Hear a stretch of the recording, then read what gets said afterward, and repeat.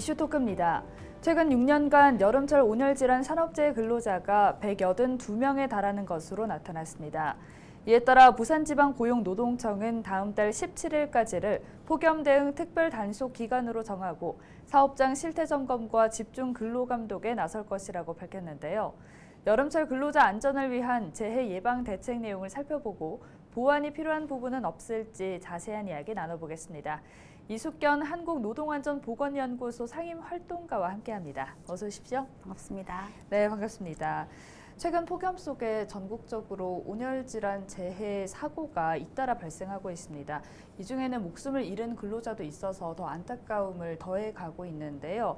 자세한 이야기를 나누기에 앞서서 부울경 지역의 온열질환 재해 근로자 실태에 대해서 먼저 짚어주시죠. 사실 그 전국에 이 재해 근로자의 실태는 나와 있는데 네. 지역의 실태는 확인하기가 좀 사실 자료는 어렵고요. 그래서 왜 그렇죠? 지역별로의 구체적 현황이나 이런 것들은 제가 여러 보도자료나 이런 것들을 확인해 봤는데 네. 나타나고 있지 않아서 제가 질병관리청에 온열질환자 숫자를 좀 확인을 해보니까 거기에서 온열질환자만 작년 21년 동안에 한 1,376명 정도가 발생을 했었는데 거기에 부산, 울산, 경남 지역은 203명으로 해서 거의 네. 한 15% 정도가 차지하더라고요. 이렇게 그 정도의 수치를 본다라면은 아까 말씀하셨던 182명 중에 한 15%라고 계산을 한다면 한 26명에서 7명 정도가 불경 지역에서 발생한 온열질환자 숫자에 있지 않을까라는 생각이 추정할 수 있을 것 같습니다. 네, 그렇게 추측을 해볼 수가 있겠네요. 참 여름철이면 폭염 속에서 일하는 근로자들이 열사병으로 사망하는 안타까운 일들이 벌어지곤 하는데요. 산업 현장에서 근로자들의 안전을 확보하기 위한 법안들이 마련돼 있는데 온열질환도 산업재해로 인정받을 수 있나요? 당연히 산업재해로 인정받을 수 있고요. 네. 그리고 이제 올해 이렇게 제정되어서 올해부터 적용하는 중대재해처벌법에서도 이 중대산업재해 안에 이 폭염 작업으로 인한 신부 체온 상승을 동반한 열사병의 경우에는 중대산업재해에 해당을 한 것으로 포함이 되어져 있습니다. 네. 그렇다면 산업안전보건법에도 해당이 되는 거죠? 당연히 해당이 되고 그래서 산업안전보건법 39조 보건조치에 보면은 온도에 관련한 보건조치를 사업주가 하도록 되어져 있고요. 그리고 이제 산업안전보건 기준에 관한 규칙에 보면 네. 559조의 고열 작업에 관련한 규정을 해놓은 게 있습니다. 근데 이제 저희 노동계나 저희 시민사회 단체에서는 그 규정 그 고열 작업으로 인정하는 그 기준이 너무 장소에만 국한되어 있어서 그러한 것에 대한 좀 많은 한계점이나 미비한 점이 있지 않은가라고 저희 생각을 하고 있습니다. 네, 그렇다면 온열질환으로 인한 이 산업재해가 산업안전보건법과 중대재해처벌법 이렇게 두 가지 모두 적용이 되는 건가요? 네, 적용이 될 수 있는 거고 그리고 사업주가 보건 조치를 하도록 되어져 있는데 문제는 그 보건 조치를 하는 이 기준, 장소, 그러니까 그 작업의 기준이 너무 네. 장소, 예를 들어 뭐 용광로 작업이나 이런 이 실내 작업이나 이런 것들 기준으로 되어져 있고 주로 많이 발생하는 건설 현장이나 그리고 최근에 많이 발생하고 있는 택배, 물류센터에 일을 하시는 분들이 그런 곳에 폭염이 많이 영향을 미침에도 불구하고 그리고 많은 온열질환자가 생김에도 불구하고 거기는 장소로는 해당이 되어져 있지 않기 때문에 사업주의 보건 조치를 위반할 경우에는 좀 법적인 제재나 이런 것들을 하기가 좀 애매모호하게 되어져 있는 부분도 있습니다. 그래서 사실은 이제 노동부에서 매년 이 폭염 시에 반짝하는 그러한 가이드 네. 정도만 이제 이렇게 보도 자료를 내놓는다거나 아니면은 그 아까 말씀하셨던 뭐 점검을 통해서 확인을 정도 한다거나 그렇게만 좀 되어져 있어서 조금 한가했다라고 저희는 생각을 좀 하고 있습니다. 네, 이 산업재해는 주로 건설업에서 주로 발생하는 걸로 알고 있는데 온열질환 같은 경우는 어떻습니까? 온열질환도 사실 그 온열질환자 중에 47.8% 그리고 사망자 중에는 69%에서 건설업에서 발생하고 있거든요. 네, 대부분 그렇네요. 네, 대부분의 온열질환자도 건설업에서 많이 발생한다고 볼 수 있을 것 같습니다. 네. 자, 사업주에게는 근로자의 안전을 지켜야 할 의무가 있습니다. 여름철 폭염 산재 예방을 위해서 5개 노동자에 대한 지원이나 규정 어떻게 마련되어 있습니까? 5개 노동자에 관한 지원이나 규정은 뭐 폭염 시의 가이드나 그런 거 매뉴얼이나 이런 걸 통해 가지고 예방 수칙 정도를 뭐 보도 자료나 이런 거 통해 가지고는 이야기하고 있지만 네. 실제적으로 저희가 좀 볼 때는 조금 한계가 조금 있다고 생각이 드는데요. 예를 들어서 기상청에서 이야기하는 폭염주의보나 경보 이런 것들은 대부분 체감 온도와 기온 습도를 기준으로 하고 있거든요. 근데 실제로 작업 현장에서는 실제로 이제 이 열에 얼마나 노출되어 가고 그리고 뭐 예를 든다면 건설 현장에서의 철근 작업이나 그런 걸 할 경우에는 철근이 엄청나게 뜨겁고 복사기나 네. 이런 거 통해 가지고 온도가 많이 높아가잖아요. 근데 그런 부분에 대해서는 사실은 이제 보도 자료나 그런 것들에서는 내용이 되어져 있지 않기 때문에 그래서 저희가 이제 이야기하기에는 제가 이제 이 요구하기에는 네.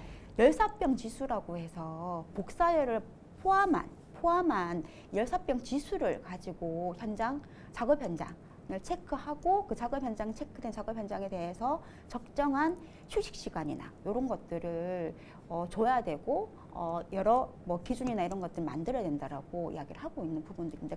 근데 보도 자료나 그런 매뉴얼에는 그런 내용이 좀 빠져 있어요. 그래서 그런 부분에서는 좀 많이 한계가 있지 않냐는 생각이 좀 듭니다. 네, 앞서 예방 수칙 정도가 마련돼 있다고 말씀해 주셨는데 어떤 예방 수칙들이 있나요? 뭐 예를 들어 뭐 3대 예방 수칙이라고 해서 네. 물, 그늘, 휴식 요 세 가지를 이야기를 하고 있거든요. 근데 실제로는 많은 건설 현장이나 아니면 뭐 택배, 물류 그리고 특히 급식 노동자들 조리 계속 하시는 노동자들 같은 경우는 이 부분에 관련해서는 실제로 이제 이 직업을 잘 안 한다거나 아니면 그늘막도 겨우 뭐 한두 개 정도 있거나 아니면은 휴게 시설 같은 경우에도 냉난방 자체의 시설이 별로 없기 때문에 제대로 휴식을 하기도 어렵고 그리고 실제 이제 예를 들어 이 폭염이 많은 그런 뭐 시간이나 이럴 때는 휴식을 권고하도록 되어져 있는데 예를 들어 휴식을 할 경우에는 거기에 대한 뭐 임금 지급이나 이런 것들은 사실은 어렵게 되는 네. 부분이 많이 있고 그 부분에 대한 것들의 뭐 지원이나 이런 것들은 여전히 많은 뭐 기준이나 그런 지원이 안 되고 있는 상황으로 저희는 확인하고 있습니다. 네, 여전히 가야 될 길이 네, 먼 많이 것 같습니다. 있습니다. 네. 여름철 근로자들의 안전을 위해서 폭염 대책이 마련돼 있긴 하지만 해마다 사망자가 발생하잖아요. 안전 대책에 대한 실효성에 의문이 제기되는 만큼 법적, 제도적인 정비가 필요한 게 아닌가 싶은데 어떤 부분들이 또 정비가 돼야 될까요? 이제 대표적으로는 아까 산업안전보건 기준 규칙에 보면은 이 고열 작업을 장소의 기준으로 해놓았다라고 말씀드렸는데요. 네. 이 장소의 기준을 사실은 폭염이 노출되는 작업 현장의 기준으로 좀 확대를 하는 게 필요하다고 생각을 좀 하고요. 그래서 예를 들어 노동부의 보도 자료에 있는 업종, 뭐 건설 현장, 조선업, 뭐 위생업, 그리고 건물 관리, 그리고 서비스하는 업, 그리고 뭐 배달, 물류센터 이런 쪽에도 폭염이 원체 많이 영향을 미치기 때문에 그런 부분도 하나의 작업으로서 고열 작업으로서 들어가야 되지 않을까 생각이 들고 그래야지만 그 사업주가 보건 조치를 한다라고 생각을 하고 있거든요. 그래서 그런 부분에 좀 법이 보완이 돼야 된다고 생각을 하고요.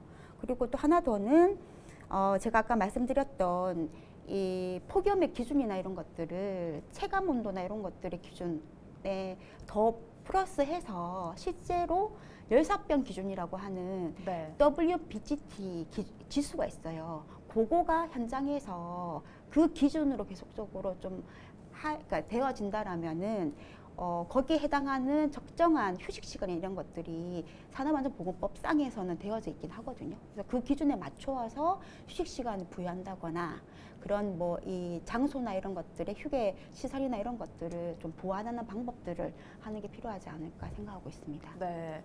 그런데요, 이 실내 노동자의 경우에는 지금까지는 폭염 대책 사각지대에 놓여 있었습니다. 고용노동부가 올해 내놓은 열사병 예방 이행 가이드라인에 실내 온도가 실외보다 높은 작업장에서 활용할 수 있는 내용이 처음으로 포함이 됐는데요. 네네네. 실효성에 대해서는 어떻게 보십니까? 사실 뭐 그래도 그러한 내용이 포함되어졌다는 거는 진전이라고 생각은 하는데 네. 그럼에도 사실은 조금 더 실질적인 보완책이 필요하지 않을까 하는 생각이 드는데요. 뭐 예를 든다면 이 물류센터의 경우에는 실제로 이제 이런 뭐 대책이나 이런 것들도 되게 중요하지만 실제 건축법상에서는 여기가 창고 시설로 되어져 있기 때문에 네.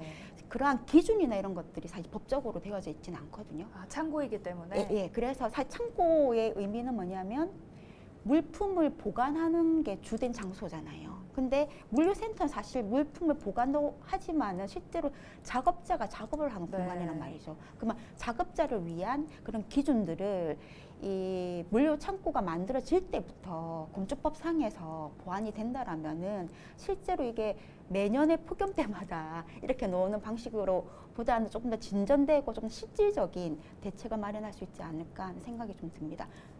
네, 듣다 보니까 아직까지 참 보완해 나가야 할 부분들이 참 많은 것 같습니다. 여름철에는 폭염으로 인한 열사병도 문제지만 이 밀폐 사업장의 경우에는 질식재해도 많이 발생하는 것으로 알고 있습니다. 어느 네. 정도입니까? 이번 노동부가 5월 30일 날 보도 자료를 냈던데요. 네. 거기 자료에 이거 하면 최근 10년간 질식 사고가 96건이 발생을 했고요. 네. 이로 인해서 사실 348명의 재해자가 발생을 했었는데 그 중에 절반 가까운 165명이 그러니까 거의 50% 정도 되는 거죠.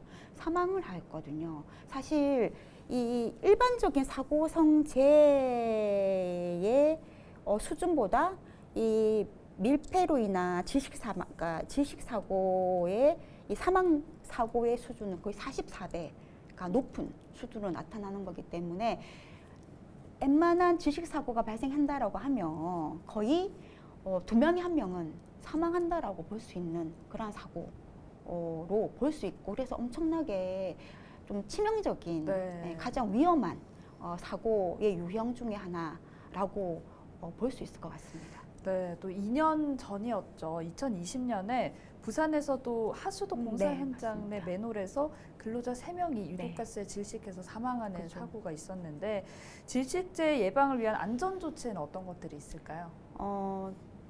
첫 번째는 사실 이제 2018년에 이 질식 사망 사고도 이 밀폐 작업의 A, B, C 모두의 내용을 하나도 알지 못했고 하나도 네. 조치가 안 되어서 발생한 사고라고 저희는 보고 있거든요. 그래서 우선적으로는 밀폐 공간이 있는 작업이 들어가는 곳에서는 밀폐 작업에 관련한 프로그램을 마련하고 거기에 해당하는 작업을 하는 노동자에게는 실제 밀폐 작업의 위험성이나 그리고 밀폐 작업 할 때에는 어떠한 조치나 어떠한 예방을 하고 해야 되는지에 대해서 교육한다거나 계속적으로 주지시키는 거 그런 것이 정말 필요하다고 생각을 하고요. 그리고 이제 또 가장 중요한 거는 작업을 하기 전에 어쨌든 그 밀폐 작업 현장 안에의 농도가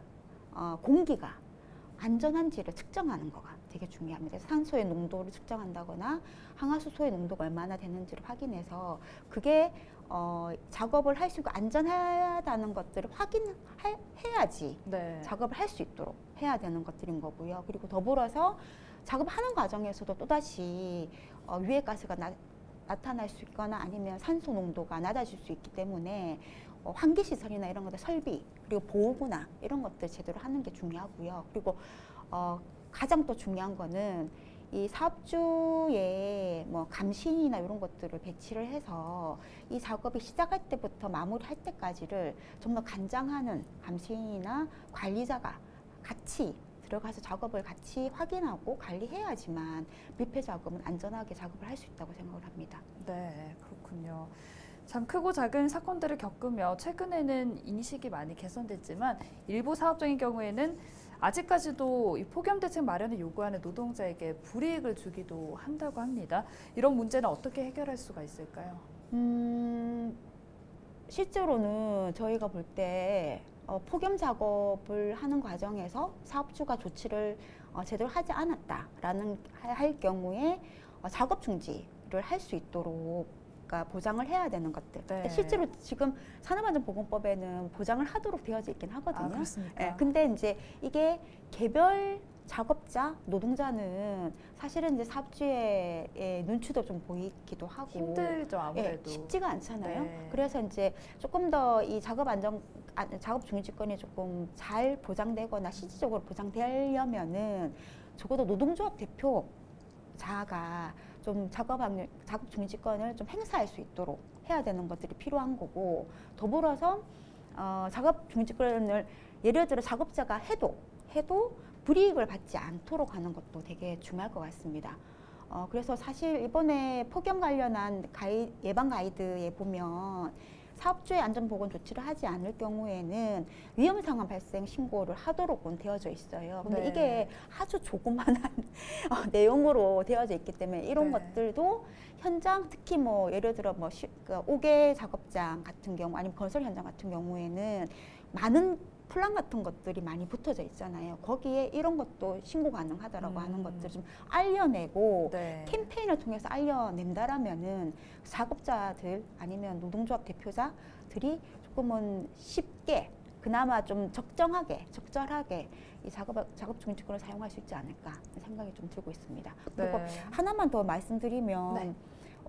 사실 불이익이 아니더라도 예를 들어 배달 노동자, 택배 노동자들이 폭염 때 일을 좀 하지 않아야 되는 것도 좀 있거든요. 안 오고 그 시간을 조금 피하는 게 좀 중요한데 네. 그러려면은 임금의 보전이나 이런 것도 사실은 좀 필요하지 그렇죠. 않을까 생각을 하거든요. 근데 그거를 뭐 국가 차원에서 좀 어쨌든 지원을 한다거나 그렇게 좀 조치를 하는 것이 이 안전하게도 사용할 수 있고, 그리고 이제 불이익 때문만은 아니지만 금전적인 손해를 좀 보상할 수 있는 그런 것들이 돼야지 폭염의 예방을 좀 할 수 있지 않을까 하는 생각이 듭니다. 네.